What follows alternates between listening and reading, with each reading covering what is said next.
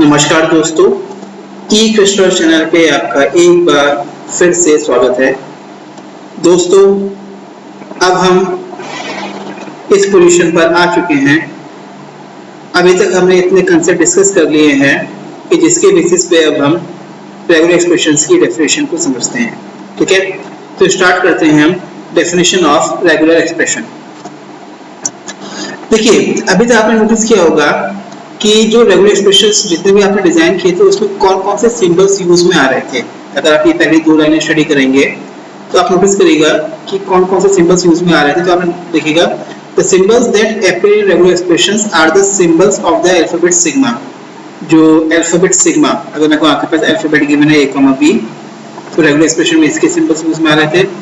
जैसे आपने कहा था कि कोई लैंग्वेज है आपके पास, for example r is equal to null, a, sorry कोई लैंग्वेज अगर आप ऐसे ले लेते हैं, लेट्स से कोई लैंग्वेज फॉर एग्जांपल आपके पास A B, A double B, A triple B and so on. तो आपने कहा था कि इसका जो रेगुलर एक्सप्रेशन बनेगा वो बनेगा आपके पास ए बी क्लोजर। मतलब जो रेगुलर एक्सप्रेशन में सिंबल्स आ रहे थे, जो ये सिंबल्स आ रहे थे, ये बेसिकली आपके पास अल्फा सिग्मा के पार्ट है। इसके अलावा the symbol for the null string epsilon भी रेगुलर एक्सप्रेशन के पार्ट था। हमने कुछ रेगुलर एक्सप्रेशन सॉल्व किए थे, इसमें आपके पास एप्सिलॉन भी उसका पार्ट बन रहा था। पैरेंथेसिस भी रेगुलर एक्सप्रेशन का पार्ट हो सकता है। स्टार ऑपरेटर भी रेगुलर एक्सप्रेशन में आ रहा था। आप यहीं देख लीजिए, स्टार ऑपरेटर आप पावर में यूज कर रहे हैं ए बी क्लोजर में। ठीक है, और प्लस साइन भी रेगुलर एक्सप्रेशन का पार्ट था। ठीक है, मतलब सिग्मा के symbol, epsilon, parenthesis, star operator और प्लस ऑपरेटर, ये सब रेगुलर एक्सप्रेशंस के पार्ट थे जो अभी तक हमने स्टडी किया। उससे आप ये बात समझ पा रहे थे। ठीक है, तो डेफिनेशन को डिफाइन करने के लिए उन्होंने बताया कि रेगुलर एक्सप्रेशंस के तीन रूल्स है। The set of regular expressions is defined by the following rules. कुछ रूल्स इन्होंने बनाए हैं। पहला रूल क्या कहता है, every symbol of sigma can be made into regular expressions. Epsilon itself is a regular expression. वो ये कह रहे हैं कि अल्फाबेट का हर सिंबल आपके पास रेगुलर एक्सप्रेशन है और वो अपने आप में एक लैंग्वेज को डिफाइन करते हैं। इसके अलावा एप्सिलॉन भी एक रेगुलर एक्सप्रेशन है। जैसे अगर हम बात करते हैं, अगर हम समझने की बात करें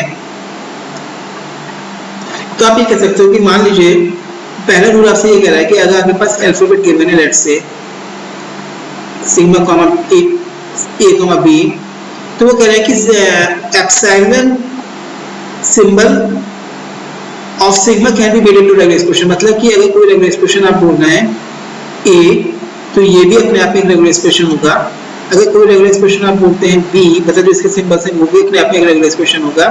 और कोई रेगुलर एक्सप्रेशन अगर आप बोलते हैं एप्सिलॉन, तो ये भी अपने आप में एक रेगुलर एक्सप्रेशन कहलाएगा, क्योंकि ये R1 रेगुलर एक्सप्रेशन जो है वो लैंग्वेज ए को डिनोट करेगा, R2 रेगुलर एक्सप्रेशन लैंग्वेज जो है वो सिंपली बी को डिनोट करेगा, और R3 रेगुलर एक्सप्रेशन जो है उससे बनने वाली लैंग्वेज जो होगी वो आपके पास एप्सिलॉन है। तो यहाँ से आप ये समझ सकते हैं कि जो फंडामेंटल रेगुलर एक्सप्रेशंस हैं वो आपके पास अल्फाबेट के सिंबल और एप्सिलॉन हो सकते हैं। इसके अलावा फाई भी फंडामेंटल का पार्ट होता है। ठीक है, और वो जो लैंग्वेज होती है वो आपके पास होती है एम्प्टी लैंग्वेज। ठीक है, तो ये फंडामेंटल रेगुलर एक्सप्रेशन है, इससे आप कोई भी रेगुलर एक्सप्रेशन डिजाइन कर सकते हैं। दूसरा रूल ये कहता है, if R1 and R2 are two regular expressions, अगर आपके पास R1 और R2 दो रेगुलर एक्सप्रेशंस हैं, देन अगर आप R1 के आगे पैरेंथेसिस लगाते हैं तो वो भी एक रेगुलर एक्सप्रेशन होगा। R1 को आप कंकैटिनेट करते हैं R2 से तो वो भी अपने आप में एक रेगुलर एक्सप्रेशन होगा।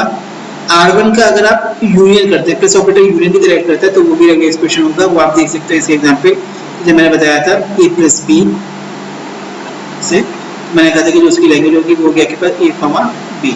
ठीक है, और वो कह रहे हैं किसी भी रेगुलर एक्सप्रेशन का अगर क्लोजर करते हो तो वो भी अपने आप में एक रेगुलर एक्सप्रेशन होगा। मतलब अगर हम कहते हैं कि कोई रेगुलर एक्सप्रेशन अगर R1 is equal to a given है, तो अगर उसके आगे मैं पैरेंथेसिस लगा देता हूँ तो वो भी अपने आप में रेगुलर एक्सप्रेशन है। अगर मैं कोई दूसरा रेगुलर एक्सप्रेशन गिवन है, फॉर एग्जांपल b, तो अगर मैं दोनों का कंकैटिनेशन करता हूँ तो जो रिजल्ट निकल के आएगा वो a भी निकल के आएगा। ये भी अपने आप में एक रेगुलर एक्सप्रेशन है जो लैंग्वेज a b को डिनोट करेगा। ठीक है, ऐसी तीसरा रेगुलर एक्सप्रेशन जो यहाँ पे प्लस है वो यूनियन, ये केवल और की तरह एक्ट करता है, तो आइदर a और b की तरह एक्ट करेगा।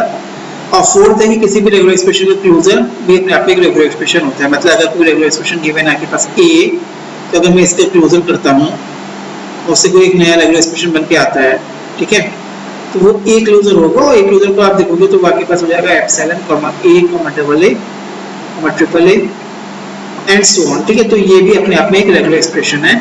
आप इसका भी डीएफए बना सकते हैं, ठीक है, अगर अल्फाबेट गिवन है for example A comma B, उस पर भी रेगुलर एक्सप्रेशन है, और इसका भी आप डीएफए क्रिएट कर सकते हैं, फाइनाइट ऑटोमेटा क्रिएट कर सकते हैं। तो ये इसकी डेफिनेशन है। और तीसरा कह रहा है कि नथिंग एल्स इज रेगुलेशन, इसके अलावा कोई भी आपका रेगुलर एक्सप्रेशन नहीं होता है। तो यहाँ से हमें इसकी डेफिनेशन क्लियर हो गई। ये बेसिकली मैंने कोहेन की बुक से डेफिनेशन कवर करी है।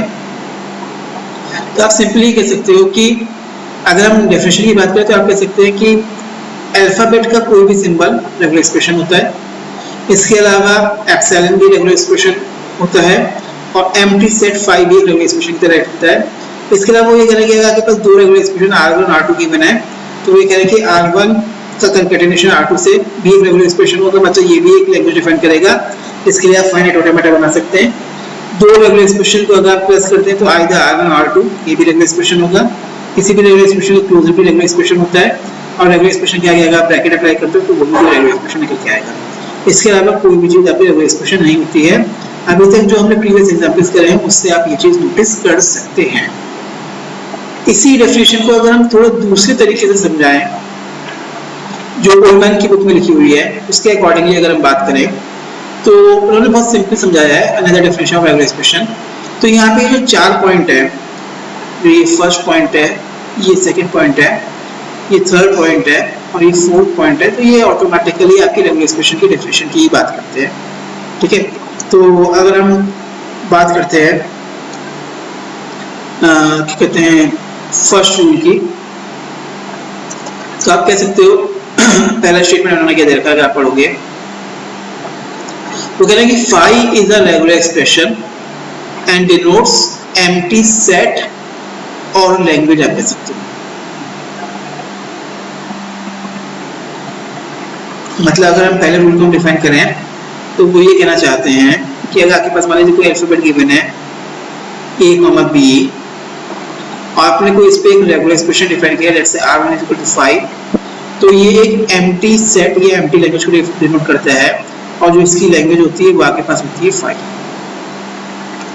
जो इसकी लैंग्वेज होती है वो आपके पास होती है 5। मतलब ये एम्प्टी लैंग्वेज को या एम्प्टी सेट को रिप्रेजेंट करता है।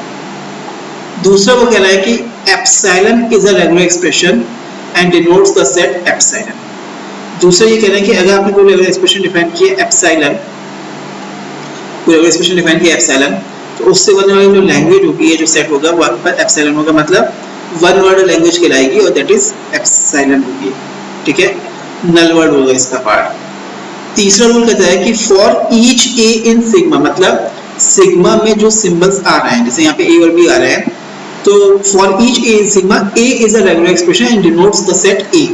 मतलब ये कहते हैं कि इसका हर सिंबल अपने आप में एक रेगुलर एक्सप्रेशन है जो लैंग्वेज ए को डिफाइन करेगा। जैसे आपने कहा कोई रेगुलर एक्सप्रेशन आपके पास है ए, या कोई रेगुलर एक्सप्रेशन आपके पास गिवन है बी, तो ये लैंग्वेज जो है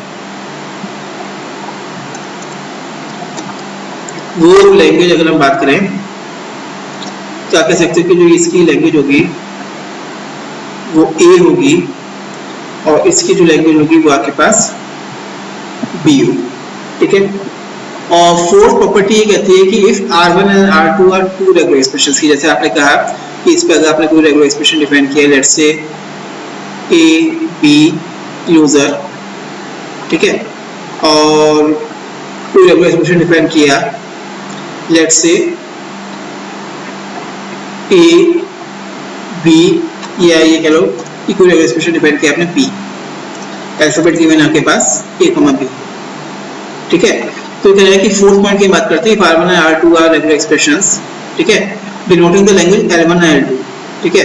कि R1 से बनने वाली जो लैंग्वेज है, लेट्स से आपके पास L1 लैंग्वेज है, तो L1 लैंग्वेज यहाँ पे क्या हो जाएगी आपके पास A, A B, A double B and so on, और इससे बनने वाली जो लैंग्वेज होगी वो आपके पास हो जाएगी बी। तो वो ये कह रहा है कि R1 प्लस R2 एक रेगुलर एक्सप्रेशन की तरह ऐड करता है, R1 का कंकैटिनेशन R2 से रेगुलर एक्सप्रेशन की तरह ऐड करता है, और किसी रेगुलर एक्सप्रेशन क्लोजर भी अपने आप में एक रेगुलर एक्सप्रेशन होता है, ठीक है। तो R1 प्लस R2 का मतलब क्या हो गया, A B closure plus B, मतलब जो इससे लैंग्वेज बनेगी वो बनेगी आपके पास A B closure comma B, मतलब इसका L1 का और L2 का यूनियन जो हो जाएगी वो इसकी लैंग्वेज हो जाएगी। R1 कंकैटिनेशन R2 का मतलब हो जाएगा ए बी क्लोजर बी, मतलब जो लैंग्वेज हो जाएगी वो हो जाएगी आपके पास A B comma A double B comma A triple B and so, मतलब आपने L1 का कंकैटिनेशन L2 से, ठीक है, ये L1 का यूनियन L2 से, और R1 का क्लोजर मतलब ए बी क्लोजर का होल क्लोजर, मतलब अगर ये हम बात करें तो ये जो L1 की लैंग्वेज है उस L1 के क्लोजर हो जाए वो आपका रिजल्ट निकल के आ जाएगा, ठीक है। तो ये सीधे तरह से बात करें तो R1 प्लस R2 अगर दो रेगुलर एक्सप्रेशन का आप यूनियन करते हैं तो उससे बनने वाली जो लैंग्वेज होती है वो L1 यूनियन L2 होती है। इसको हम डिटेल में आगे समझेंगे। फिलहाल हम बात कर रहे हैं कि ये भी अपने आप में रेगुलर एक्सप्रेशन होते हैं जो लैंग्वेज L1 प्लस L2 को डिनोट करता है। R1 R2 जो है वो L1 कंकैटिनेशन L2 को डिनोट करता है जैसे कि इन्होंने 4 पॉइंट बताया है, और R1 का जो क्लोजर होगा वो L1 के क्लोजर को डिनोट करेगा, ठीक है। ये हम यहाँ पे एग्जाम्पल से भी हम समझ पा रहे हैं। इसके अलावा वो ये कह रहा है कि 5 is used to represent the regular expression for the single नहीं for the empty language, for the empty language है यहाँ पे, ठीक है। ये जो 5 है वो empty language को नोट करता है, और वो कह रहा है कि अगर 5 का प्लस R किया तो जो रेगुलर एक्सप्रेशन निकल के आता है R, और 5 का कंकैटिनेशन अगर आप R से करते हो तो वो निकल के आता है 5, ठीक है। तो मेरे ख्याल में आपको ये रेगुलर एक्सप्रेशन की डेफिनेशन क्लियर हो गई होगी, बाकी डिटेल हम आगे समझेंगे। धन्यवाद दोस्तों।